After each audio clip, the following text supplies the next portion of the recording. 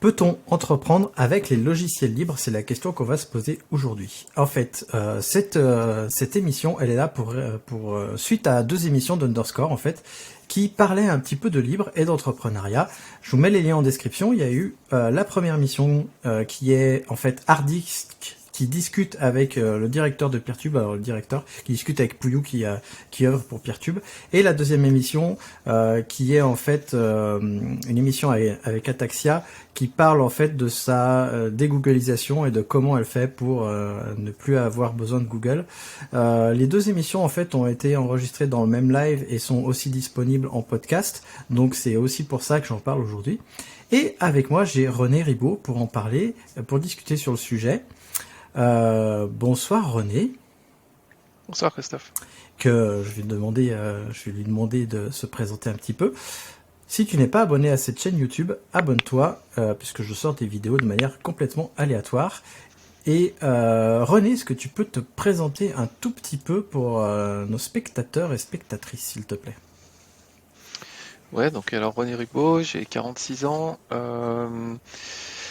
Et ben voilà, j'ai un assez long passé de, on va dire, administrateur système. Donc j'ai évolué petit à petit, on va dire, voilà, du support vers la mise en place de projets, etc. Et puis j'ai rencontré le DevOps il y a quelques années déjà. Et j'ai rencontré Christophe il n'y a pas si longtemps que ça va faire 2 ans si je dis pas de bêtises, Presque, ouais, peut-être un peu moins. presque. Et voilà, donc on se côtoie dans une autre émission qui est Radio DevOps, que vous connaissez probablement.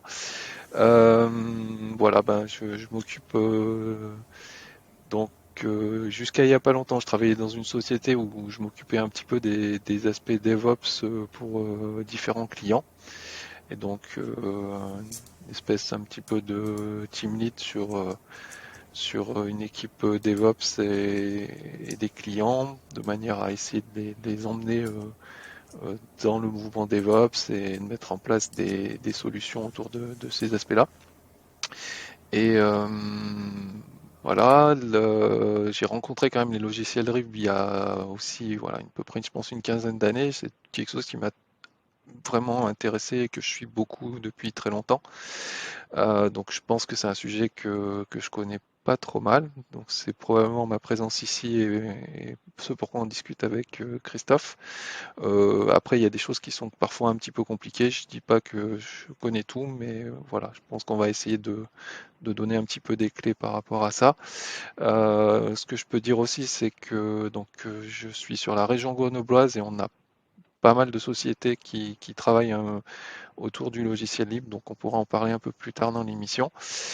Et récemment, j'ai changé d'emploi et je suis maintenant dans une société où j'ai un peu changé de rôle. Je suis plus administrateur système et j'ai basculé un peu plus du côté de développement. Voilà. En effet, c'est parce que tu connais bien le logiciel libre qu'on discute ensemble. Alors ça va pas être une interview comme j'ai l'habitude de faire sur cette chaîne avec d'autres personnes, mais ça va être une discussion entre René et moi. Et on va réagir justement à ces deux émissions. Et plus principalement à la première avec Hardisk et Peertube et Pouillou de Peertube, donc de Framasoft si vous ne connaissez pas. Euh, et on va faire un petit retour tous les deux sur ces émissions-là d'Underscore. Dans un premier temps, je vais laisser la parole à René parce que c'est lui qui m'a suggéré ce sujet-là.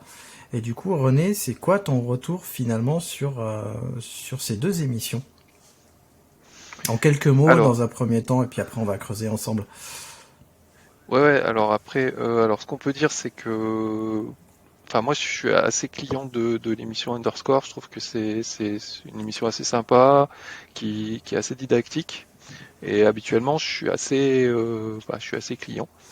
Euh, et, euh, et là, j'avoue que, alors, comment dire, sur le premier épisode et en partie sur un peu le deuxième épisode avec Ataxia, globalement, l'épisode avec Ataxia, je l'ai trouvé plutôt bon. Après, l'épisode avec Framasoft, je l'ai trouvé bon, mais voilà, j'étais un peu gêné euh, parfois par, on va dire, la manière dont les choses étaient dites et et un peu la connaissance du sujet. Voilà, pour moi, ça manquait un petit peu de préparation. Et voilà, j'étais un peu déçu en fait. Après, l'invité, Pouillou, a très bien répondu, a essayé de recadrer les choses, mais voilà, j'ai trouvé que enfin bon, on va en discuter. Voilà, je vais laisser Christophe un peu s'exprimer aussi sur le sujet. Oui, alors moi aussi, je suis un client. Je suis Underscore depuis que ça a été lancé, puisque je suivais Micode depuis son début. Je suis arrivé sur sa chaîne à sa deuxième vidéo, je crois. Et moi, j'ai un peu du recul justement vis-à-vis de ces émissions. Alors, si vous les avez pas vues, je vous conseille d'aller les voir avant de voir cette vidéo-là, parce qu'on va pas forcément vous expliquer tout ce qui s'est passé dans les émissions, mais grosso modo, dans la première émission, il y a Harddisk et Pouillou qui discutaient, et avec une confrontation de points de vue sur le logiciel libre, sa portée, comment l'utiliser, et pourquoi le logiciel libre a pas encore déjà mangé le monde. Et puis la deuxième émission que j'ai vue d'un œil un peu plus distrait, où Ataxia elle expliquait justement comment elle s'était dégooglisée et comment elle gérait elle-même son infrastructure. En fait, ce qui, je pense, t'a le plus gêné et ce qui m'a un peu dérangé, René, c'est la vision un peu stéréotypée qu'a présenté alors Harddisk et Micode. Micode était un peu en retrait, je l'ai trouvé sur cette émission-là. Je sais pas si c'était, si t'as eu le même point de vue que moi, mais je l'ai trouvé un peu moins. Il était Ouais, plus vraiment dans son rôle d'animateur, il était un peu distant dans la première mission. ouais, je l'ai trouvé plus posé. Après, enfin, je pense qu'il faut quand même comprendre. C'est une émission. Voilà, je pense faut que ça fasse aussi un peu d'audience, ça fasse le buzz. Donc, voilà, il y a, je pense, une manière de présenter les choses, hein, voilà, pour essayer de voilà susciter l'attrait. Mais après, voilà, moi j'étais un peu ouais, déçu par le côté très cliché du logiciel libre présenté par Harddisk et surtout par le vocabulaire utilisé. Enfin, voilà, j'ai quelques voilà, par exemple, qu'à un moment il parle de l'interface de PeerTube, il dit que l'interface est dégueulasse. Je trouve pas le terme vraiment approprié. Je pense qu'effectivement, on a des logiciels libres où l'interface, c'est sûr, il y aurait moyen d'améliorer les choses. Mais en l'occurrence, je pense que celle de PeerTube est plutôt pas mal et qu'ils ont porté des efforts sur le sujet. Et voilà, c'était un peu des jugements à l'emporte-pièce. Et voilà, voilà, je trouvais pas ça. Voilà, c'est le vocabulaire qui m'a dérangé. Je trouvais ça pas super respectueux. Euh, bon, après, il s'est fait aussi un peu remettre parfois un peu à sa place par Pouillou, mais voilà, ça donnait pas forcément la meilleure des images en fait de Justement, ces logiciels. ça, on va y revenir. Hop là, j'ai oublié de descendre mon micro. On va y revenir de ça. En fait, ce qui est, toi, tu connais pas Harddisk en fait. Tu suis pas sa chaîne YouTube. Un tout petit peu, ouais, un Un tout tout petit petit peu, peu. pas beaucoup, hein. Ouais, ouais, puis bah après je le suis plus quand il intervient dans Underscore, mais je crois que j'ai vu un petit peu ce qu'il faisait sur sa chaîne, mais très peu pour l'instant. Donc j'allais voir un peu plus. C'est vrai que c'est comme en préparant l'émission, on en discutait un peu et c'est vrai que ça correspond vraiment à son personnage. Et ce qu'il faut savoir, c'est quand on est sur YouTube, encore plus quand on fait du live aussi comme il fait, on se développe finalement un personnage qui n'est pas vraiment nous-mêmes et ça correspond vraiment à son personnage, le langage cache, le rentre dedans et tout, pour essayer de pousser ses interlocuteurs. Et c'est vrai que je pense là, il s'est pas vraiment rendu compte. J'ai discuté avec lui sur Twitter et je pense qu'il s'est pas vraiment rendu compte qu'il poussait un peu trop et qu'il était un peu trop dans le stéréotype parfois, voire souvent, sur certains points. Mais il a exprimé des sujets intéressants dont on pourrait parler justement. J'aimerais bien qu'on aborde la question justement de sa frustration. Tu sais, à un moment, il dit qu'il était frustré parce que il parlait de Google et de Framasoft et de comment est-ce que Framasoft a pas pu, apporte pas des solutions à Google de manière pérenne. Je sais pas quel est ton point de vue là-dessus. Moi, je pourrais donner le mien justement juste après.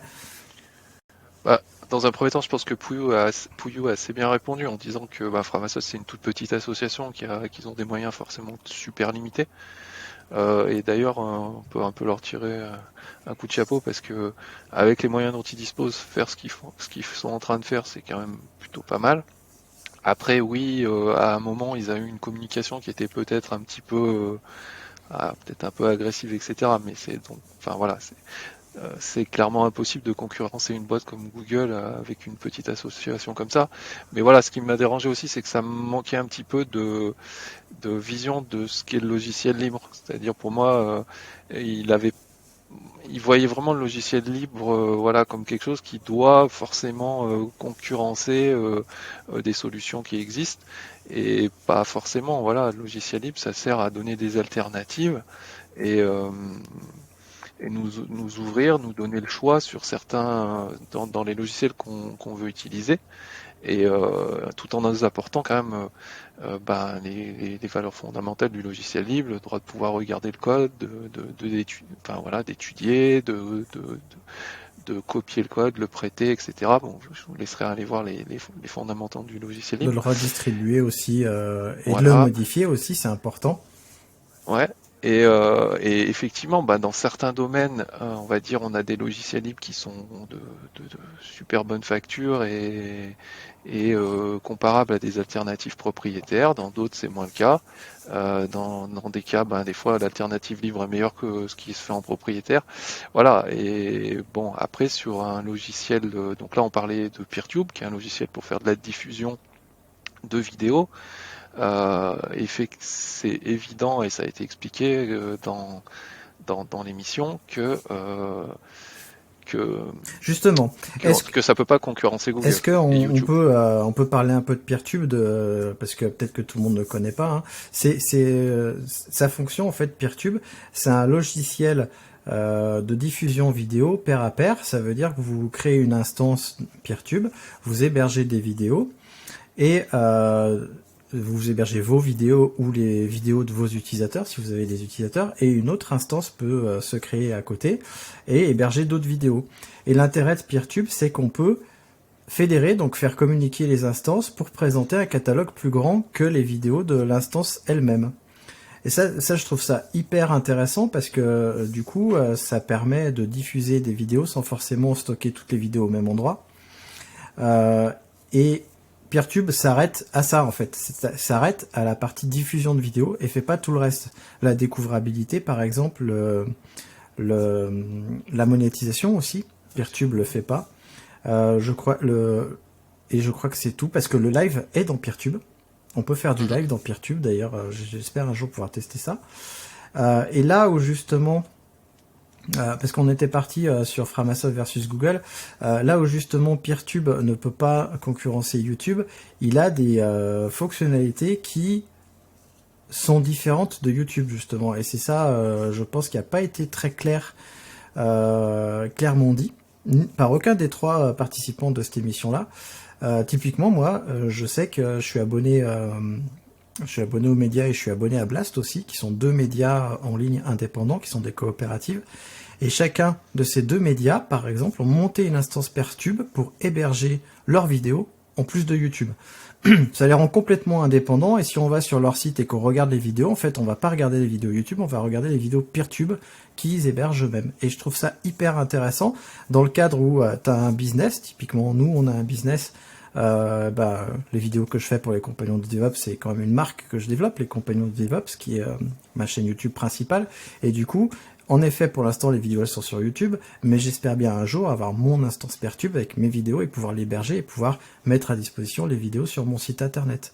Voire aller plus loin, héberger mes vidéos de formation sur mes instances PeerTube et être complètement indépendant, parce que si un jour YouTube décide que toi Christophe ou les Compagnons de DevOps, ce que tu fais, ça nous plaît pas, hop, on coupe ta chaîne, je me retrouve sans rien.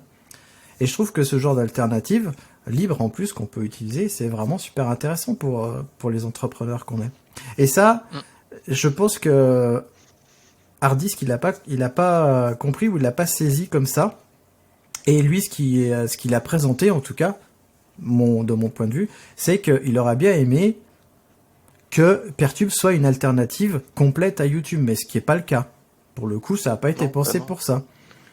Ouais, et en plus, je me permets juste d'ajouter un petit truc. En fait, une des forces de PeerTube, c'est justement de ce que tu disais, pair à pair, c'est de pouvoir diffuser de la vidéo sans avoir une infrastructure monstrueuse pour le faire, parce que la vidéo, c'est la grosse difficulté, c'est qu'il faut beaucoup de bandes passantes, beaucoup de stockage. Et donc là, en fait, en fédérant les gens qui vont regarder une vidéo si elle a beaucoup de succès, en faisant du pair à pair, c'est le principe aussi qu'on a avec BitTorrent, on peut voilà, se dispenser d'avoir des tuyaux énormes, et c'est une grosse force. Donc ça, pour moi, c'est un vrai intérêt. Et oui, et voilà, sa frustration, c'était pourquoi ne pas développer ça plus. Voilà, après il y a des problèmes de moyens, et puis bah, ça fait partie de quelque part des objectifs du logiciel libre. Il y a une brique technique qui est livrée aux utilisateurs de pouvoir l'utiliser, de construire au-dessus ce qu'ils ont envie de faire. Voilà, cette liberté-là, elle est offerte, c'est-à-dire que on peut construire sa solution à partir de ça. Exactement. Et Et je te propose qu'on y revienne justement à ça dans la troisième partie de l'émission sur construire des solutions sur le logiciel libre. J'aimerais bien qu'on creuse ça dans la troisième partie de l'émission et qu'on continue un petit peu à explorer Underscore pour notre tour. Je sais que il y a d'autres sujets. Alors, il y a l'autre truc qui moi m'a un peu frustré, c'est que ni Hardisk ni Micode n'ont vraiment compris que, comme tu le disais, il y a des éditeurs du logiciel libre, donc Framasoft est un éditeur du logiciel libre pour le coup là, mais aussi comme tu dis, c'est une petite équipe. Son but, c'est en fait de faire de l'éducation populaire au logiciel libre. Donc c'est éduquer les gens, et c'est pas d'être éditeur en ligne ou enfin éditeur en ligne, hébergeur de solutions en ligne. Ça c'est pas son rôle. Et ça, je pense que Micode et Hardisk l'ont pas assez dit ou l'ont pas bien compris. C'est que Framasoft n'a pas pour vocation d'être un éditeur de SaaS. Même s'il le fait, alors ça peut donner en effet une image un peu perturbante, mais quand on regarde en fait leurs conditions générales d'utilisation, on voit bien que c'est des preuves de concept, leurs services en ligne. Ce ne sont pas des services en ligne pour être utilisés. Qu'est-ce que tu en penses de ça? ouais, clairement. Après, ouais, après, je sais pas où, en fonction de la communication qu'ils ont fait, peut-être qu'il y a eu des loupés, mais oui, bah, c'est un boulot énorme en fait de faire des SaaS en ligne. Enfin, je pense que t'es bien parlé pour en parler. T'es bien placé pour en parler, pardon. Et voilà, Framasoft met à disposition des logiciels qui permettent de voir enfin, voilà, d'avoir des alternatives, de pouvoir un petit peu les utiliser, les évaluer, mais quand on veut rentrer dans un cadre professionnel, ils incitent fortement à soit s'auto-héberger si on est sur des grosses sociétés, soit à faire appel à des professionnels. Voilà. Et voilà, ils n'ont pas vocation à, tout simplement parce qu'ils sont pas assez gros à supporter l'ensemble de ces services-là, et ça demande aussi une infrastructure conséquente s'il y a du succès. Oui, ça demande, alors là, oui, en effet, tu disais, je suis bien placé, mais ça demande en effet une architecture qui est pas tout à fait la même, parce que proposer un service en preuve de concept ou proposer un service robuste, ça, on fait pas les mêmes choix, et c'est pas les mêmes choses qu'on fait du coup. Et si vous êtes utilisateur de services Framasoft de manière régulière, posez-vous la question de est-ce que, si vous êtes un business en tout cas, est-ce que c'est viable pour mon business? Si jamais le service y tombe, est-ce que c'est viable? Je sais que par exemple pendant un long moment, en tout cas au début de la pandémie 2020, il y a pas mal d'écoles ou d'écoles d'ingénieurs ou autres qui ont utilisé les services Framasoft, ce qui fait que ça a pratiquement mis à genoux certains services, notamment la visio et autres. Et Framasoft leur a dit, mais les gars, utilisez vos propres infrastructures, arrêtez de pomper les nôtres, parce que c'est pas fait pour ça. C'est pas fait pour être disponible tout le temps, et parce que ça n'a pas été pensé pour ça, ça a été pensé pour tester. Tester, montrer que ça marche. Ça ne nous empêche pas d'utiliser les services de Framasoft de temps en temps, mais si ça commence à devenir le cœur du business, c'est peut-être pas le bon service. Bon, après, on sait aussi qu'il y a des professionnels qui ont utilisé les services Framasoft. Euh, bon bah voilà, donc, c'est pas la vocation de ces services-là, quoi. Bah moi je sais que dans notre coopérative, longtemps ils ont utilisé les services Google Forms, et on a été nombreux à leur dire pendant très très longtemps arrêtez d'utiliser Google, on est une coopérative, on prône la démocratie en entreprise, on prône la liberté entreprendre autrement. Du coup, arrêtons d'utiliser Google. Donc, maintenant, on utilise Framaform. Je leur ai conseillé d'utiliser Framaform par défaut. Hein. Bon, on fait pas beaucoup de sondages, mais bon, j'espère bien que ça va changer et qu'on va pas utiliser Framaform pour tout. Typiquement, pour notre, alors je dirais un peu, pour notre assemblée générale, on utilise Lime Survey, qui est un logiciel libre qui permet de faire des votes en ligne sécurisés pour les assemblées générales. Et là, c'est nous qui l'hébergeons, c'est l'Hydra qui l'héberge pour notre société, Oxalis pour l'instant. Et voilà. Bon, je me suis un peu perdu, je suis désolé. Je te laisse reprendre.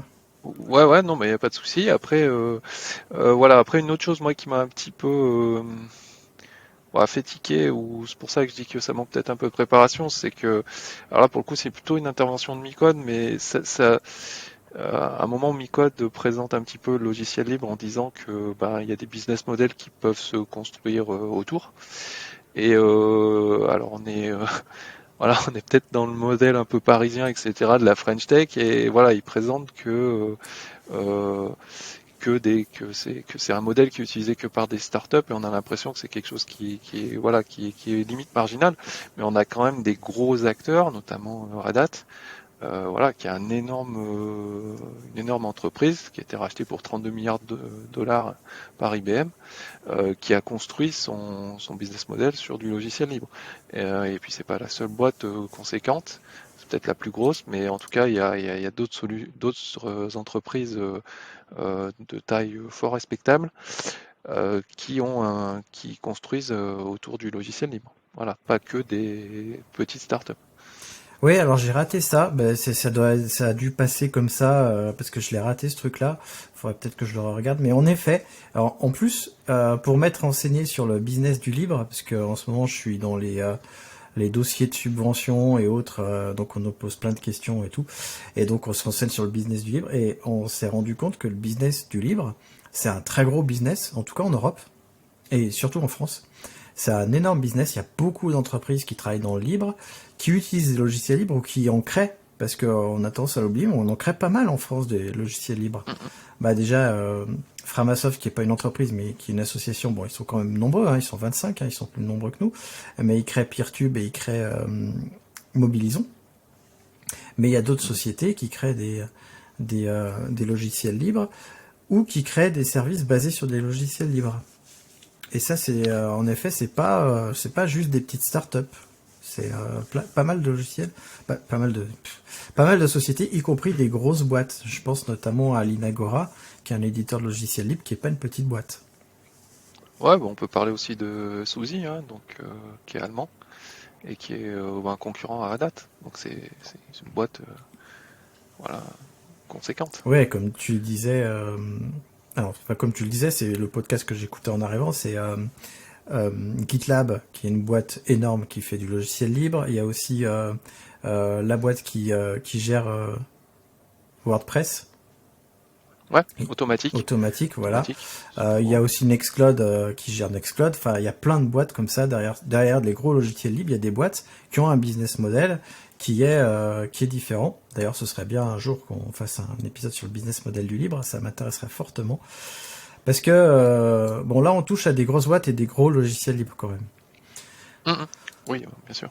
Alors moi, ce qui me gêne un peu avec cette émission, c'est que déjà, elle a été vue quand même 85 000 fois. Ok, il y a eu 85 000 vues. C'est du coup l'image qui est donnée dans cette émission est un peu rébarbative. Donc c'est très stéréotypé du logiciel libre et on a l'impression que c'est le vieux logiciel libre de barbu. Alors je suis un barbu, mais vous aurez compris, un vieux logiciel libre de geek et il n'y a pas de nuance.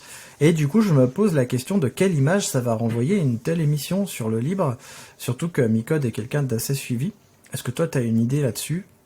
Est-ce que déjà autour de toi, vous avez parlé de cette émission ou pas? Non, pas trop, pour être honnête. Un petit peu, voilà, avec les collègues, et j'avoue que je sais pas trop. Enfin, après, la problématique, c'est que ça dépend du niveau de connaissance qu'on a sur le sujet, je pense. Après, pour quelqu'un qui découvre, ouais, je pense que c'est pas forcément hyper engageant. Euh, mais voilà, j'avoue que je sais pas trop répondre. Euh, Moi voilà, je pense qu'avec la connaissance que j'ai, ou les gens s'ils ont une connaissance un petit peu de ce monde-là, ils arrivent à faire un peu la part des choses. On peut aussi expliquer pourquoi voilà, il y a eu beaucoup de critiques sur les interfaces graphiques des logiciels libres, pourquoi c'est comme ça. Voilà, on peut arriver à expliquer les choses. Euh, Après, voilà, ce qui est gênant, enfin, moi, ce qui m'a déplu, c'est que, voilà, on est vraiment dans le truc où, bah, tous les logiciels libres ont une interface nulle. Bah, c'est pas vrai, hein. Clairement, il y en a qui sont plutôt réussis. Faut aussi se méfier du poids des habitudes par rapport à ça. Ouais, et puis faut se rendre compte que, alors, c'est vrai qu'à un moment, on se demandait pourquoi le logiciel libre a pas renversé Google ou autre. Faut bien se rendre compte que Google et les grosses boîtes sont un des créateurs de logiciels libres aussi. On a tendance à l'oublier, mais Google, Facebook. Alors, Amazon, on n'en parle pas. Mais Google, Facebook sont des très gros fournisseurs de logiciels libres et utilisateurs de logiciels libres. Et aujourd'hui, le net, Internet, il existe grâce aux logiciels libres. C'est-à-dire, s'il n'y avait pas les logiciels libres, s'il n'y avait pas Linux, aujourd'hui, on n'aurait pas Internet, tout simplement. On ne serait pas là à train de se parler, toi et moi, parce que les couches, il y a beaucoup de couches qui sont gérées par des logiciels libres ou des logiciels open source. Bah, en fait, ça, c'est, ouais, enfin, faudrait regarder vraiment en détail, mais c'est vrai que la grosse évolution Internet, même le développement de boîtes monstrueuses telles que Facebook ou Google, t'en as parlé, ça se fait pas, à mon avis, sans du logiciel libre. C'est-à-dire que une boîte comme Facebook, elle a beaucoup capitalisé, par exemple, sur du MySQL pour ses bases de données. Euh, Tout simplement parce que ça aurait été, enfin voilà, l'alternative avec Oracle, à mon avis, aurait été extrêmement difficile en termes de budget. Et donc il y a beaucoup de sociétés qui se sont développées grâce aux logiciels libres et grâce aux alternatives que ça a amené. Ouais, et ça, on le sait parce qu'on travaille dans la tech et que dans la tech, il y a énormément de logiciels libres qu'on utilise, mais quand on est plutôt grand public, alors je sais que Hardisk et Micode, ils travaillent dans la tech, mais Micode plus que Hardisk d'ailleurs, mais peut-être qu'ils ont une vue utilisateur du logiciel libre et pas une vue créateur aussi de solutions comme nous. Et peut-être qu'ils voient moins de logiciels libres, encore que je suis pas sûr. Mais justement, ça va faire une transition très bien pour notre deuxième partie de l'émission. On parlait tout à l'heure de les interfaces sont pas très belles, etc. Euh, c'est vrai que il faut admettre la plupart des outils libres et open source sont pas très ergonomiques ou alors pas très beaux. Il y en a pas mal qui font des efforts, mais on sait d'où ça vient, nous, parce que les logiciels libres sont créés par des développeurs ou des développeuses. Et en fait, les ergonomes et les personnes qui créent les interfaces graphiques sont pas encore rentrés ou très peu dans le logiciel libre. Et du coup, on n'a pas de personnes de ces populations-là qui viennent aider en fait les projets. Et c'est pour ça en fait parce que un développeur, c'est pas quelqu'un qui fait des interfaces, c'est pas un ergonome. Un ergonome, c'est un autre métier. Il y a les métiers de l'UX et l'UI, donc l'interface utilisateur et l'expérience utilisateur, qui sont des métiers qui sont encore assez récents, même chez les logiciels propriétaires. Mais du coup, ces populations-là qui créent, enfin qui font ces métiers-là, sont pas encore rentrées, je trouve, dans le logiciel libre. Qu'est-ce que t'en penses? Ouais, bah ça c'est un peu un truc. Alors c'est une remarque de Hardis qui est arrivée un petit peu à la fin de l'émission sur Taxa Network où il fait un peu de provoque en disant qu'il met 500 euros sur la table pour que les gens que les développeurs de GMP prennent des cours du XUI. Bon, voilà, alors comme je disais, je sais pas pour qui est la plus grosse insulte parce que voilà, je suis pas sûr que les développeurs du XUI on peut devenir UXUI avec une simple formation à 500 euros. Voilà, je trouve ça un peu insultant quelque part pour les gens qui font ce travail-là. Mais oui, bah c'est voilà, les développeurs. Il faut voir que la plupart font ça des fois parfois sur temps libre, euh, que c'est quelque chose peut-être que les gens dont se rendent pas forcément compte, c'est que développer un logiciel c'est quelque chose d'extrêmement chronophage, que ça demande beaucoup d'efforts, et ben ils se concentrent souvent dans le logiciel libre. La tendance est de se concentrer sur les fonctionnalités, sur le cœur du logiciel et essayer de faire les choses assez le plus, on va dire, le plus fiable possible. Et, euh, et oui, l'interface graphique, déjà c'est un métier à part entière pour arriver à faire une interface graphique de qualité, mais ça a un peu tendance à passer un peu plus au second plan, euh, parce que bah, c'est pas le métier forcément, voilà, et c'est aussi extrêmement chronophage, et puis c'est aussi beaucoup basé sur le goût des personnes, donc c'est assez subjectif. Et donc voilà, on Ouais, a parfois des interfaces justement, graphiques un peu justement. spéciales. Moi, j'ai un passé de graphiste. J'étais PAO aussi. Je faisais de la PAO quand j'étais éditeur de jeux de rôle. Du coup, je peux te dire que, en effet, il y a la partie goût, mais quand tu fais ce genre de métier-là et que tu commences à le faire de manière régulière, même en amateur comme je le faisais, mais je le faisais quand même 10 à 20 heures par semaine, donc ça commençait à faire. Au bout d'un moment, c'est plus tes goûts qui guident, c'est des bonnes pratiques, des règles, etc. Parce que t'as plein de règles. Et donc, en effet, c'est ce genre de choses que t'apprends quand t'es dans les métiers de l'UX/UI. Ouais, bien sûr, mais tout ça, ça s'apprend et c'est un effort aussi conséquent. Et à un moment, si tu es tout seul à faire ton logiciel, tu peux pas tout faire en fait. Et donc, voilà, et donc ça manque un petit peu de contribution quelque part. Et puis, bah, encore une fois, souvent, enfin, si on prend GIMP, il y a très peu de contributeurs actifs plein temps. Je pense que certains d'entre eux, et j'en suis à peu près sûr, aimeraient beaucoup vivre et bien vivre en faisant le développement de GMP, sauf qu'aujourd'hui, ils n'y arrivent pas forcément, ou c'est assez compliqué. Et donc, ils n'ont pas 100% de leur temps à consacrer à ça. Et puis, bah, même s'ils avaient 100% de leur temps, c'est quand même faire un logiciel comme JMP, c'est pas rien, quoi. Il y a des dizaines de milliers, voire des centaines de milliers de lignes de code derrière. Ouais, Et mon point de vue, voilà, on devrait juste être reconnaissant envers ces gens-là dans le sens où ils nous apportent une alternative à d'autres logiciels propriétaires. Et bah, ça permet à plein d'associations, des gens qui ont peu de moyens, etc., de pouvoir faire de enfin, dans le cas de JMP, de la manipulation de photos, quoi, de la retouche de photos. Euh, euh, ben voilà, justement. sans. Alors, pour les gens comme moi qui disent GIMP, GIMP, ça fait bizarre. En fait, on va revenir justement à tous ces histoires de dons, etc. J'ai l'impression quand même que le truc de l'interface utilisateur, ça a tendance à s'estomper un petit peu. En tout cas pour les applications web, parce que je sais pas si t'as remarqué, mais ces dernières années, il y a beaucoup de frameworks qui ont fait beaucoup d'efforts sur présenter les choses. Alors certes, du coup, ça unifie pas mal les interfaces, je trouve, parce qu'on a toujours une interface avec une barre d'icônes sur la gauche, puis un menu en haut, etc. Mais au moins, c'est clean, c'est dépouillé et ça fait le job sans être trop moche. Et je trouve que, en tout cas, dans les applications web, ça a tendance à s'améliorer énormément ces derniers temps. Oui, globalement, oui. Puis bah, je pense en fait, malheureusement, souvent l'interface graphique, c'est ce qui est palpable par l'utilisateur. Enfin, moi, je le vois pas mal voilà, dans mon métier. Et les clients, ben, voilà, c'est palpable. Ils se rendent compte de ce que ça donne. Ils voient pas forcément ce qui est fait sous le capot. Et c'est normal. Et c'est vrai que ça cristallise un peu, ben, les critiques, etc. Mais effectivement, oui, enfin, je pense que à la fois les développeurs de logiciels libres et puis ben voilà, aussi prennent de plus en plus en compte cet aspect-là. Et puis comme tu le dis, la connaissance se diffuse aussi sur comment faire de belles interfaces graphiques, etc. Voilà, ça s'améliore. Ouais, mais justement, on va parler un petit peu de comment est-ce qu'on peut contribuer au logiciel libre Mm. sans être développeur. Parce que si vous êtes développeur, contribuer à logiciel libre, vous savez faire, ou au moins il suffit d'aller sur les dépôts et puis voilà.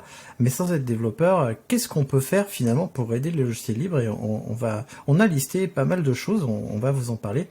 Donc tout à l'heure, tu disais on devrait les remercier, et je pense qu'on va commencer par ça. En fait, faire des retours, je trouve que c'est vraiment bien quand on utilise un logiciel libre. Si jamais on tombe sur des problèmes, parce qu'on a toujours des problèmes où on tombe sur des bugs, bah, c'est bien de les remonter à l'équipe et de pas les garder pour soi parce que sinon ils peuvent pas être corrigés en fait tout simplement.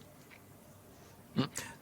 Ouais, tout en gardant quand même à l'esprit que ben Il y a un truc dont on n'a peut-être pas forcément parlé, c'est que le logiciel libre, il y a quelque chose qui est, enfin en anglais c'est use at your own risk. En fait, il n'y a pas de, comment dire, on nous vend rien, hein. Donc la personne qui maintient le logiciel, il n'est pas obligé de fixer les problèmes. Faut bien garder ça en tête. Souvent, c'est des gens de bonne volonté qui vont certainement prendre le problème et corriger le problème, mais il n'y a rien qui les oblige à le faire. Ouais, sauf si tu justement si dans ton business du logiciel libre, tu accompagnes ton Ouais, logiciel libre de vente de support, de vente de licence, mais c'est en effet c'est autre chose. c'est autre chose. C'est comment on va faire enfin on en parlera après, comment Ouais, tout à on fait. peut faire du business au-dessus. Mais du coup, Après, quand t'as cette double, quand t'es éditeur de logiciel libre et que tu vends en plus du support, tu fais profiter de la communauté de toutes les corrections qui sont apportées par le support. ouais, oui, très souvent. Enfin, ouais, ça fait partie un petit peu du principe. En fait, effectivement, bah, des gens payent pour avoir des corrections, des fois en avance de phase, parce qu'ils sont utilisateurs professionnels, etc. Mais ça retombe souvent dans le pot commun du logiciel pour, bah, en fait, in fine, tout le monde va en bénéficier à plus ou moins long terme. Ouais, globalement, en fait, si on peut faire des retours, parce que là, on peut faire des retours aux créateurs de logiciels libres sans être tech ou sans être développeur. Donc, soit des problèmes parce qu'on a des bugs, soit des suggestions d'utilisation. On a vu un truc qu'on peut pas faire avec le logiciel ou alors pourrait être amélioré. Bah, il suffit d'aller sur le dépôt Git, GitHub, GitLab, etc. et de dire bah voilà, on pourrait faire ça comme ça peut-être et de suggérer des choses. On peut aussi envoyer des rapports de test. Si on teste le produit, on peut envoyer des rapports de test ou faire des vidéos de tests de produits aussi pour diffuser la connaissance du logiciel libre. Ça, c'est un truc qui est vraiment bien. Envoyer des feedbacks, évidemment, de dire ce qu'on a pensé du logiciel. Et puis on le dit pas assez. Envoyer des petits merci aussi aux créateurs des logiciels libres, ça peut être intéressant, ça peut leur faire chaud au cœur si on utilise leur logiciel, leur dire ah bah merci, ton logiciel il m'a sauvé la vie parce que pour telle ou telle raison. Notamment, on peut penser à des logiciels de sauvegarde, par exemple, qui peuvent nous sauver la vie, pour plein d'autres choses. Ah oui, bah, je peux juste témoigner de, ça m'est arrivé. Par exemple, le logiciel qui s'appelle Photorec, qui permet des fois de reconstruire des fichiers à partir d'un support qui a pu être corrompu. En l'occurrence, il y a eu une carte SD qui a été corrompue à un moment avec des photos dessus. Et ce logiciel m'a permis de sortir, en fait, de récupérer mes photos, ce qui autrement aurait été perdu. Donc c'est un logiciel qui est fait par un monsieur qui s'appelle Christophe Grenier, que je remercie d'ailleurs encore une fois ici, et qui, voilà, il y a quelques années m'a dépanné et j'ai pu retrouver mes photos. Du coup, tu lui avais envoyé un petit merci aussi, en petit mail et tout. Ouais, j'ai envoyé un petit merci et puis bah, je vais parler du peut-être la manière peut-être la plus simple de contribuer et un petit don aussi pour bah voilà pour marquer le coup quoi on va dire. Ouais, en effet, bah d'ailleurs, Framasoft marche beaucoup sur les dons. Ils ont une campagne de dons régulière avec du crowdfunding, mais en ce moment, ils ont aussi Contributopia qui est du don, enfin, qui s'arrête pas, on peut donner en fait directement. Et en effet, vous pouvez donner aux créateurs de logiciels libres, aux créateurs de contenu libre. Il y en a pas mal qui mettent en place. Donc soit il y a aussi sur GitHub, il y a le GitHub Sponsor. C'est dommage, ça n'existe pas sur GitLab.com, mais ce serait bien quand même. Sinon, on peut mettre en place des solutions comme Buy Me a Coffee ou etc. Ou même Tipeee, Utip, etc. Patreon. Il y a plein de solutions. Donc, si vous utilisez des logiciels libres qui vous plaisent, n'hésitez pas à donner. Surtout qu'en plus, je pense que les dons, c'est éligible à la défiscalisation quand on est personnel.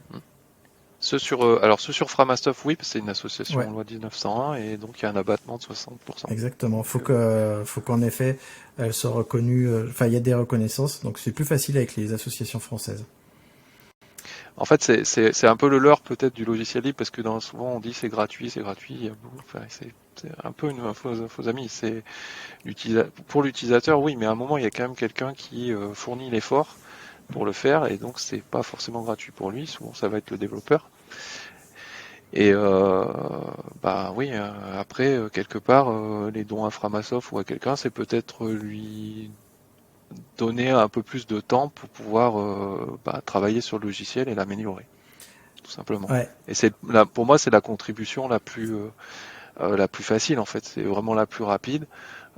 Ça demande pas de connaissances particulières. Voilà, il suffit de filer un petit quelque chose et, euh, et voilà, ça fait, je pense, que ça fait toujours plaisir aux créateurs, quoi. Oui, Mais d'un autre côté, ils attendent pas forcément ça, hein. Ils font pas forcément. Enfin, à partir du moment où les créateurs, ils sont pas bêtes non plus, hein. Ils ont choisi de faire du logiciel libre. Ils savent bien les conséquences que ça a et ils sont pas après courir après des revenus ou des dons, hein, ça, en fait, voilà. ça Mais dépend tout du business model que tu mets voilà. en place avec ton logiciel libre. Si c'est en effet une petite librairie, on a parlé beaucoup récemment de Log4j, etc., qui est une petite librairie qui est maintenue par très peu de personnes, par exemple, qui est surutilisée, ou si c'est un gros logiciel comme GitLab, qui est maintenu par une grosse entreprise qui, elle, a les moyens.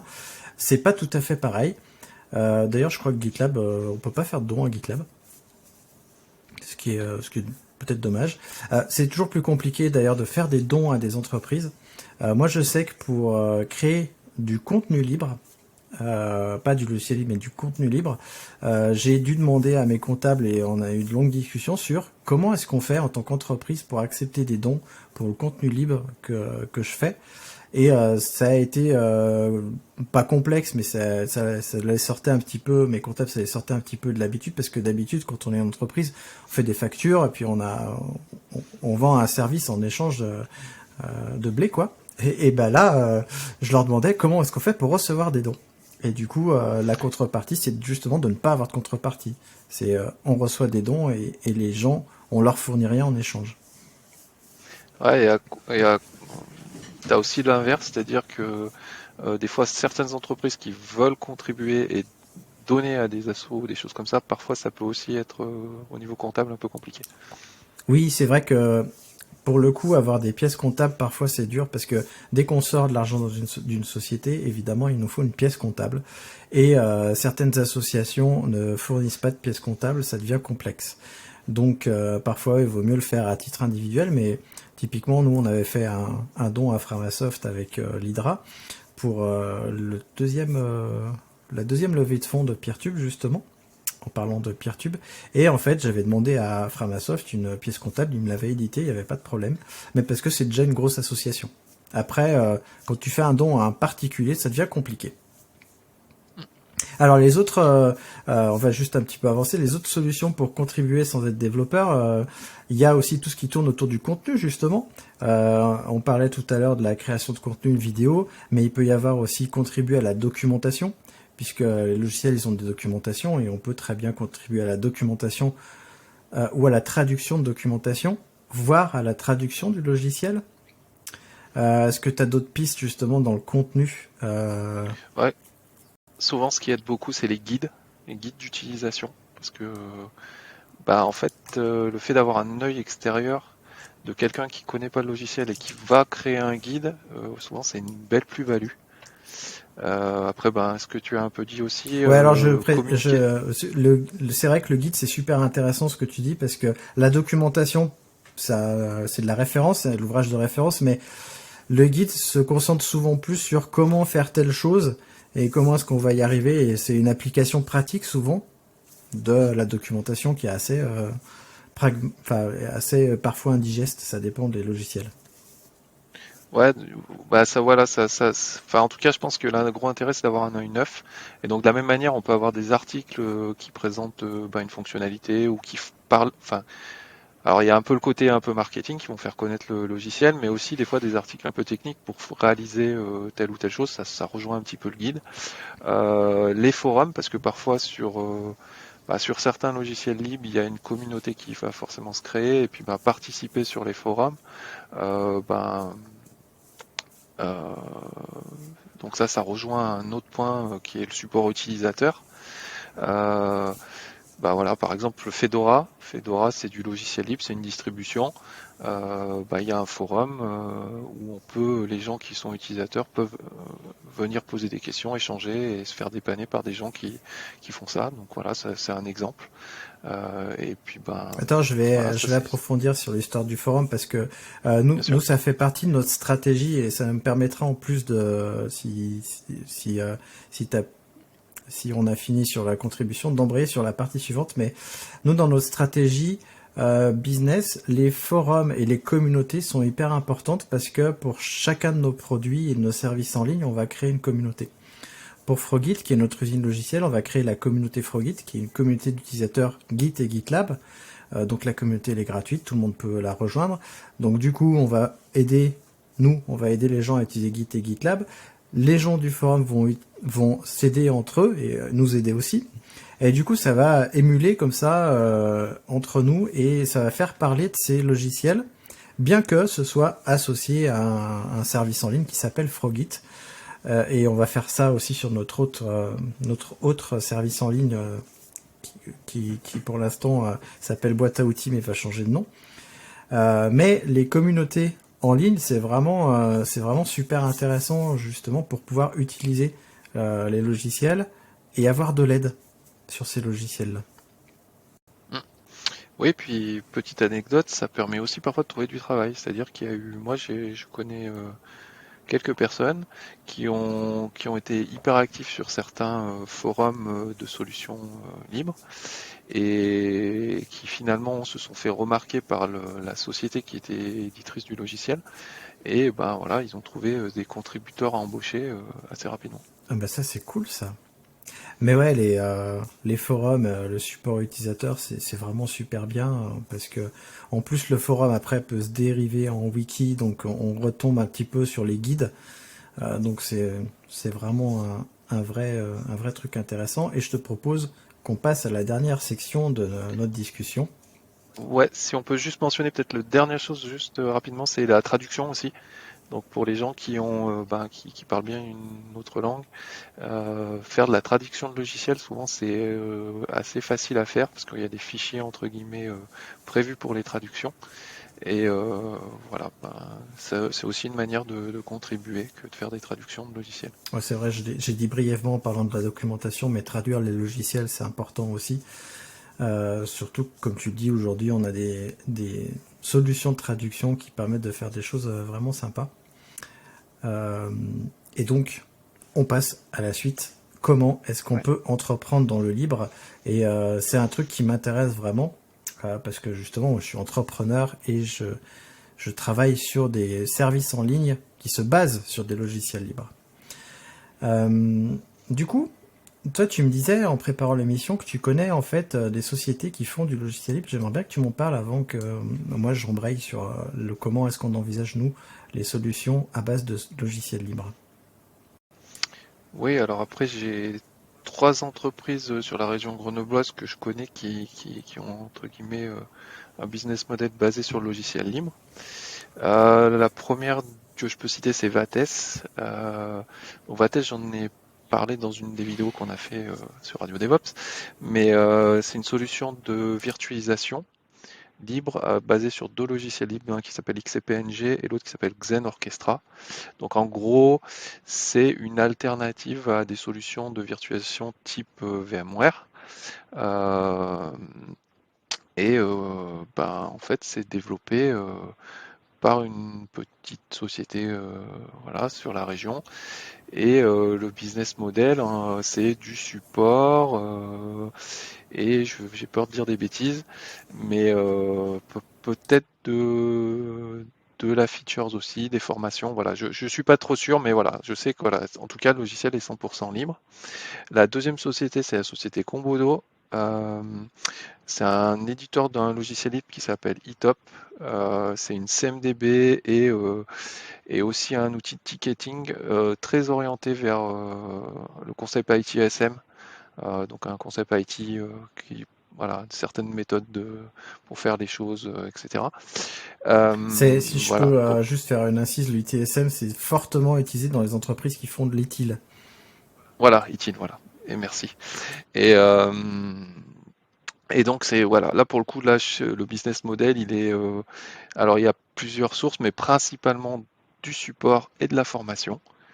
Et aussi, ils ont Après, quelques briques, notamment un éditeur pour concevoir les modèles, parce que voilà, donc on peut structurer différentes choses dans cette base de données, cette CMDB, et donc on peut le faire en mode textuel, et là voilà, on est complètement dans le logiciel libre, et ils ont un petit bout sous licence propriétaire avec un éditeur pour customiser son modèle de manière graphique. Euh, Et voilà. je vois sur leur site qu'ils ont un mode SaaS. Alors après, ce qui est dommage, Oui, pardon. c'est qu'on voit pas les prix. Donc ça veut dire qu'ils proposent de l'hébergement aussi de leur solution. Ouais, ils ont aussi un modèle SaaS effectivement pour bah voilà je pense qu'il faut aller ils doivent avoir une URL spécifique pour le mode SaaS et voilà avec un prix j'imagine par mois ou comme ça. Mais oui, il y a aussi une partie du SaaS. Oui, ça, j'imagine Voilà. que c'est soit mensuel, soit annuel. Et Mm. c'est bien parce que du coup, ils ont plusieurs sources de revenus. Et quand on fait du logiciel libre, bah, même quand on est entrepreneur tout court, hein, si on n'a qu'une seule source de revenus, si elle vient à se tarir, ça devient compliqué. Alors quand on a plusieurs comme ça, bah t'as plusieurs, tu t'exposes moins au risque en fait en tant qu'entrepreneur.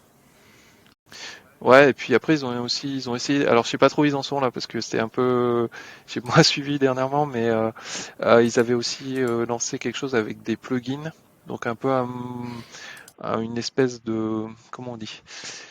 Ah, j'ai pas le terme, mais voilà, une plateforme où on peut venir proposer des plugins. Donc les plugins peuvent être libres ou propriétaires avec voilà payant en fonction voilà de bah, qui propose le plugin, un petit peu à la manière de ce qui se fait autour de WordPress, euh, où on peut avoir aussi une collection de plugins qui apportent de nouvelles fonctionnalités avec ben, des plugins libres ou gratuits ou des plugins propriétaires. Euh, voilà. Ils ont essayé aussi de travailler dans cette voie-là. Là, pour être honnête, je sais pas trop où ils en sont, mais ils étaient en tout cas sur le sujet. Mais c'est vrai que avant que tu passes à la dernière, WordPress c'est un bon exemple et on peut le rapprocher de Dolibar justement puisque nous on utilise aussi Dolibar chez l'Hydra et on a remarqué que l'économie du plugin payant sur un logiciel libre c'était assez l'écosystème était très très répandu et ça marche pas mal en fait, voire même il y a des boîtes qui veulent utiliser un logiciel libre par exemple Dolibar, mais qui ont des besoins particuliers et qui payent des gens pour développer des plugins. Et ces gens-là, soit les gardent en propriétaire et donc les vendent sur la marketplace, soit les libèrent complètement en fait. Et ça, c'est un écosystème et ça fait partie des choses où on peut entreprendre dans le libre quand on est développeur ou même quand on est une petite entreprise de développement. C'est un truc intéressant. Bah, ça tombe bien que tu parles ça parce que la dernière société, c'est Naline. Donc, c'est l'éditeur du logiciel Tulip qui est une application de Application Lifecycle Management. Donc, en gros, pour les gens, ça va peut-être parler un peu mieux si je dis que c'est un espèce de clone de Jira. Donc une application qui permet de suivre bah, le développement d'un logiciel de A à Z, le projet, etc., qui gère aussi, qui fait forge logiciel, enfin ça fait beaucoup de choses. Et eux, par exemple, dans le business model, donc j'imagine qu'il y a du support et voilà, mais il y a aussi une grosse partie de effectivement développement de nouvelles fonctionnalités pour les clients, mais avec un modèle, comme on disait, assez vertueux. Certains gros clients ont besoin d'une fonctionnalité, elle est développée, mais ensuite elle est reversée dans le logiciel et va bénéficier à tout le monde. Et voire même, il y a des clients qui s'associent entre eux quand il y a une fonctionnalité commune pour la financer. Après, voilà, donc c'est aussi un autre modèle de financement. Ouais, je vois qu'ils ont aussi une solution dans le cloud. Ça, je pense que ça va de plus en plus se faire, c'est-à-dire que les éditeurs logiciels, en tout cas des logiciels comme ça qui s'hébergent sur des serveurs, vont proposer des solutions SaaS. Alors c'est souvent un gros travail aussi parce que développer la solution c'est bien, mais développer l'infrastructure et l'héberger c'est carrément un autre travail. Mais ça permet justement de grandir euh, plus loin et plus vite que juste être éditeur de logiciel libre en vendant du simple support par exemple. Enfin en tout cas c'est... Ouais, après, je pense que bah, ils cherchent un petit peu à aussi contenter. Je pense qu'il y a les deux publics en fait. Il y a des gens qui veulent s'auto-héberger entre guillemets, qui veulent la solution en interne, et donc là, ils ont le logiciel. Bah, on peut le télécharger, l'utiliser, et éventuellement, si on veut avoir de l'expertise sur le sujet, contracter un contrat de support ou une subscription, enfin voilà, il y a différents formats. Et il y a des gens qui veulent pas, pour des petites structures, qui veulent pas forcément gérer l'infrastructure, gérer ce logiciel-là, et qui préfèrent avoir en SaaS. Et du coup, je pense qu'ils cherchent aussi à développer ces aspects-là pour ce type de client. Exactement, et ça va m'amener justement à parler de notre point de vue à nous chez l'Hydra, c'est le point de vue du SaaS libre. C'est un concept qu'on travaille un petit peu et qu'on veut faire émerger. C'est aujourd'hui on a beaucoup de logiciels en SaaS qui sont souvent propriétaires et là l'idée ce serait justement d'avoir une voie alternative entre l'hébergeur du logiciel libre. Donc on peut parler des chatons par exemple qui sont des hébergeurs de solutions libres. Mais nous, on essaie de se caler entre les deux, c'est-à-dire de créer des produits et des services qui vont répondre à des besoins utilisateurs, mais en se basant sur des briques libres et en les assemblant entre elles pour créer un produit. Je prends l'exemple de Frogit. Aujourd'hui, Frogit, on a pris GitLab, on a pris Mattermost, on les a associés pour faire Frogit. Demain, il y aura probablement un registre de conteneurs qui va s'agréger à la solution. Et l'idée, c'est de faire grandir ce service-là. Et pourquoi SaaS libre? C'est parce que déjà, nous, on vend de l'abonnement. Notre plus-value, c'est pas le développement du logiciel, c'est le développement de l'infrastructure et la gestion de l'infrastructure et la supervision, etc. Enfin, tout ce qui permet de sécuriser l'infrastructure. Et l'idée derrière, c'est comme on n'a que des briques libres, ça nous donne, pour nous en tout cas, un avantage par rapport à tous les SaaS propriétaires, c'est que notre client, s'il veut, il est libre de partir. Parce qu'on lui fournit ses données, et s'il veut, demain, il prend ses données, et puis il va les mettre dans un autre GitLab, dans un autre Mattermost, etc. Bon, bien sûr, il n'aura pas l'équivalent de Frogit, sauf s'il le fait lui-même. Mais l'idée, c'est qu'il n'est pas enchaîné pieds et poings liés à nous. Et on croit dur comme fer que comme nos clients ils seront libres, en fait, ils vont rester chez nous. Oui, c'est un beau modèle. Après, enfin, alors, il y a pas mal de choses à dire, mais en gros, la plupart du temps, les logiciels libres sont gratuits. C'est pas une obligation, c'est-à-dire qu'il n'y a rien qui m'empêche moi de te vendre un logiciel libre. J'en ai parfaitement le droit si tu veux bien me l'acheter. Mais dans les faits, souvent, c'est pas le cas. Et en fait, le business se construit autour du support qu'il y a autour. Et donc le support, par exemple, dans le cas d'un SaaS, c'est effectivement l'hébergement, la mise en place de l'infra, la haute dispo, les backups, etc. Et ça, c'est une vraie plus-value et c'est là-dessus où tu vas développer ton business, quoi. Exactement, et c'est en effet, c'est pas parce que le fait que le logiciel libre soit gratuit, c'est pas une propriété du logiciel libre, c'est une conséquence d'une de ses propriétés. Voilà. Cette propriété-là, c'est le fait de pouvoir voir le code et de pouvoir réutiliser et distribuer la solution. De fait, elle est gratuite parce que tu es libre de le faire, donc c'est gratuit. Par contre, mettre en place des logiciels libres, surtout des logiciels d'infrastructure, ça a un coût humain et en infrastructure qui est pas négligeable. Et les gens ont tendance à l'oublier quand ils se lancent dans des projets comme ça de création d'infrastructures basés sur des logiciels libres. Ils ont tendance à oublier qu'il faut quand même des connaissances d'Ops, souvent un peu poussées pour certaines solutions. Si je prends l'exemple nous d'une solution qui nous semble un peu robuste quand même, c'est la visioconférence. La visioconférence, c'est pas facile à mettre en place. Même en logiciel libre, il faut quand même avoir pas mal de connaissances et savoir comment mettre en place tes solutions serveurs pour que ça tienne la charge en tout cas. Oui, non, c'est clairement pas quelque chose d'évident. Et il y a des sociétés qui sont un petit peu, enfin, qui sont spécialisées dans ce domaine-là. Je pense qu'on peut parler d'Arawa, si je dis pas de bêtises, ouais. Qui ont par exemple fait ça pour à l'échelle de, par exemple, de l'école. Alors je sais plus laquelle c'est, la Sorbonne, je crois. Voilà, donc ils ont mis une solution de visio à la Sorbonne, et si je dis pas de bêtises, et c'est conséquent. C'est pas on parle de beaucoup d'élèves qui vont aller mettre à mal la solution. Ouais, tout à fait. Et quand on veut entreprendre dans le libre, on a vu qu'il y a la solution donc de l'hébergement, donc créer des produits qui sont un agrégé de logiciels libres, c'est pour moi une solution. On a l'éditeur du logiciel, mais là pour le coup c'est l'éditeur lui-même qui fait son propre business model. Et on a aussi toute la partie formation dont on parle assez peu finalement, parce qu'on peut former les gens à utiliser des logiciels libres comme on les forme à utiliser des logiciels propriétaires, hein, puisque c'est pas parce qu'on va prendre la suite Office qu'on est formé à utiliser la suite Office, hein. Donc il y a des formateurs, et donc la formation peut être une méthode pour entreprendre sur le libre. Je cherche, il y en a certainement d'autres, mais là pour le coup j'en vois pas. Je sais pas si toi t'en vois. Comme ça, non. Après, ce que je crois que tu avais, enfin voilà, pour moi, c'est typiquement une utilisation des logiciels libres. Donc voilà, les gens qui ont créé du logiciel libre l'ont fait dans cet esprit-là, dans cet esprit de partage, et il n'y a rien qui empêche de faire, d'offrir du service autour d'un logiciel libre.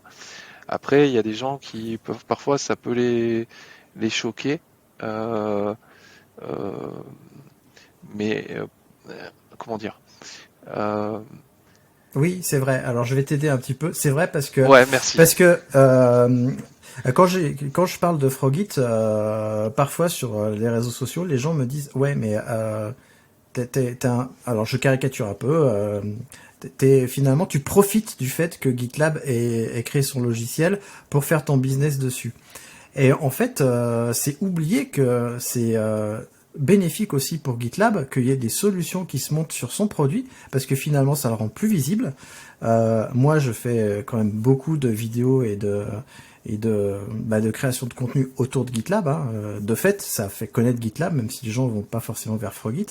Et GitLab, lui, quand il a créé son logiciel, il l'a libéré, et il a dit, bah, faites-en ce que vous voulez. Ça fait partie du deal, hein. Ça fait partie du deal quand tu crées un logiciel libre de dire, bah, faites des solutions propriétaires. Et d'ailleurs, c'est ce que disait Pouillou dans Underscore, quand à un moment donné, Hardisk lui disait, mais pourquoi vous, Framasoft, vous faites pas ça? Pourquoi vous faites pas un second YouTube? Et Pouillou lui répondait, mais c'est pas notre rôle, et il a raison. Leur rôle, c'est éditeur de logiciel libre, éducation populaire, mais c'est pas de créer des services en ligne. Alors peut-être qu'un jour ils auront envie, mais l'idée c'est que ils créent un logiciel, Framasoft, Mobilisons, qui est un autre, mais des entreprises comme vous, comme moi, on peut utiliser ces logiciels pour créer des services et des produits. Et c'est pas mal en fait de faire ça, parce que on fait évoluer le logiciel libre, on va reverser, soit on va faire des dons aussi, parce que nous on a envie, en tout cas quand on sera rentable et qu'on pourra se payer, on a envie de reverser une partie de notre chiffre d'affaires en dons, voire de créer des fondations pour pas mal de choses, parce que nous aussi on crée du logiciel libre. Voir et non pas voir, et surtout participer à la création de logiciels libres en créant des issues, en remontant des problèmes qu'on a, parce que nous on a une implémentation de GitLab qui est un peu particulière, qui est un peu mal documentée, donc du coup à chaque fois qu'on a des bugs dans la documentation, on va faire des merge requests sur la documentation, typiquement. Et donc, on reverse à la communauté. Ouais, en fait, pour moi, ça fait vraiment appel. Enfin, il y a deux choses. Voilà, les gens qui font du logiciel libre, ils sont pas bêtes, hein. Ici, ils ont choisi cette licence-là, c'est qu'ils étaient conscients en principe, de ce qui allait se passer et ce type de choses. Donc je pense qu'il n'y a pas de problème par rapport à ça. Après, si ce que tu dis, en fait, c'est aussi une preuve d'intelligence. C'est-à-dire que, oui, après, il y a des gens qui sont des vrais profiteurs, mais ils ont juste pas compris le modèle. C'est-à-dire qu'on peut profiter un max du truc, sauf que ce qui finit par arriver, c'est que la boîte, ben, si elle n'a pas de revenus, elle finit par mourir, et le logiciel est plus maintenu, plus développé. Donc pour moi, quelqu'un dans ta position-là, il a tout intérêt quelque part ensuite à contribuer par différentes formes, on les a vus avant, pour pas scier la branche sur laquelle il est assise et continuer à ce que ça se développe. Après, malheureusement, c'est vrai il y a parfois certains acteurs qui n'ont pas ce réflexe-là ou cette vision-là. On a dit qu'on Et ça, parlait c'est bien pas dommage. d'Amazon, donc on va pas en parler. Mais ouais, et alors ce que tu dis c'est super intéressant sur le fait qu'il faut pas scier la branche sur laquelle tu es assis, parce que clairement, quand tu crées un service en ligne comme nous, basé sur d'autres logiciels libres, et ben c'est ta R&D finalement, elle est externalisée, tu la payes pas, tu as de la chance. Du coup, faut participer parce que bah, déjà tu payes pas cette R&D et donc tu dois contribuer d'une autre manière. Et si tu veux que les choses évoluent dans ton sens, parce que tu as des utilisateurs aussi, il y a ça aussi dont on n'a pas parlé. Quand tu édites un service en ligne basé sur le logiciel libre, tu as des utilisateurs qui te font des retours et donc à toi de remonter ces retours à l'éditeur. Oui, puis très souvent, toi, j'imagine, je sais pas si tu le fais, mais tu vas te réassurer à reprendre du support, par exemple, chez GitLab, pour que peut-être les retours de tes utilisateurs soient pris en priorité. Donc du coup, on voit qu'on est en train de créer un cercle un peu vertueux, qui, ben, si tout le monde est en bonne intelligence, en fait, ça va marcher plutôt bien, quoi. Ah bah clairement. Alors GitLab vend pas de support, donc on va négocier avec GitLab pour voir comment on fait, parce qu'on va pas. Alors on pourrait acheter des licences dans le vent comme ça, ce Hein. serait une possibilité. Mais bon, GitLab fait pas de support pour le coup. Mattermost en fait, donc on verra. D'abord, on va essayer de se payer avant de refiler des thunes, mais c'est dans nos objectifs. De toute façon, on a dans notre prévisionnel, on a prévu des lignes budgétaires d'ici 3 ans a priori, si on est assez rentable sur nos deux services en ligne, parce que on a deux services en ligne en R&D, donc c'est là où c'est compliqué. On en a pas qu'un, on en a deux, et on compte pas s'arrêter là. On veut, Mais vas-y. ouais, pardon. Ouais, puis ben là, on voit un peu ce qu'on discutait avant. Ça illustre bien quelque part. Bah, quand tu dis on va d'abord se payer, mais quelque part, grâce au logiciel libre, entre guillemets, ça te permet de te lancer et de développer quelque chose. Et dans un premier temps, potentiellement, bah oui, tu vas peut-être pas contribuer beaucoup. De toute façon, vous n'êtes pas nombreux. Voilà, et la contribution va être assez modeste. Mais demain, peut-être, si ça marche bien, ça va devenir plus ou moins une nécessité de plus contribuer, d'être plus partenaire avec l'éditeur. Et donc, normalement, sauf si tu es dans une situation de monopole où, bon, là, tu peux écraser les autres, voilà, tu as tout intérêt à jouer le jeu, en fait. Alors, je suis pas sûr, hein, parce que vu les personnes qu'on a en face, je suis pas sûr qu'on soit au monopole, mais c'est pas notre Non, objectif. non, je parlais pas de toi. Oui, non, mais Je disais, non, c'est pas ça. Voilà, c'était une petite allusion. Voilà, c'est qu'aujourd'hui, on a un problème avec alors, t'as dit qu'on parlait pas trop d'Amazon, mais on va juste en dire deux petits mots. ouais, En fait, vas-y. Amazon fait quand même quelques logiciels libres. Voilà. Après, c'est un peu compliqué avec certains éditeurs parce que, ben, en fait, la problématique, c'est on a un éditeur qui est devenu un monstre, qui a un quasi monopole sur pas mal de choses, et de par sa taille, il peut se permettre voilà, de maltraiter certains acteurs du logiciel libre. C'est vrai que Amazon, c'est une société qui a un business model qui est en partie basé sur le libre, puisque Amazon Web Services, en l'occurrence, il y a beaucoup de briques libres dans ces solutions managées. Et du coup, s'ils reversent pas en partie à la communauté et s'ils cannibalisent, comme il a tendance à le faire, ça pose des problèmes. Je vous renvoie à toutes les histoires en lien avec, je crois que c'est MongoDB, c'est ça? Ou c'est autre chose. Enfin bref, il y a une solution qui a changé de licence à cause de ça. Oh, il y en a plein, il y a Elastic, il y a Mongo et je pense qu'il y a Redis aussi. Et donc voilà, les éditeurs sont un peu obligés de faire des changements de licence et du coup deviennent moins libres, voire pas libres du tout. Enfin, voilà, on va pas rentrer trop là-dedans parce que ça serait un peu compliqué. Mais après, d'un autre côté, ce que fait Amazon reste légal. C'est complètement permis par la licence. Après, c'est plus voilà, est-ce que c'est intelligent pour cette société de vouloir écraser ses concurrents? Ou dans ce cas-là, des fois même des partenaires. Bon, voilà, c'est plus ça qui est dérangeant en fait. Ouais, là on rentre. En fait, ce qu'il faut retenir, c'est quand on entreprend dans le libre, eh ben il faut aussi rentrer dans la philosophie et le mouvement du libre quelque part. On va faire un business avec le libre, mais du coup on va travailler aussi sur le libre et on va devenir nous-mêmes un porte-étendard du libre quand on va entreprendre dans le libre. Les trois exemples que tu nous as cités, c'est des entreprises qui très certainement font des choses autour du logiciel libre, peut-être qu'elles font des talks ou je ne sais quoi. Et donc, ça fait partie du jeu, finalement, de rentrer dans le mouvement du libre. Et je te propose que ce soit notre mot de la fin, puisqu'on discute depuis plus d'1 heure, et je crois qu'on a un peu tout à aborder. Si tu as une dernière chose à partager, c'est le moment. ouais, tu m'as pris de court un petit peu, mais bah écoute, T'es pas obligé, hein. ben voilà, moi enfin voilà, je pense que ce qui est intéressant, c'est si on revient un petit peu par rapport au début de l'émission, voilà, c'est de creuser un petit peu le sujet. Oui, parfois c'est un petit peu compliqué. Il y a des choses dont on voulait parler, mais par exemple, par la différence entre les licences copyleft ou pas.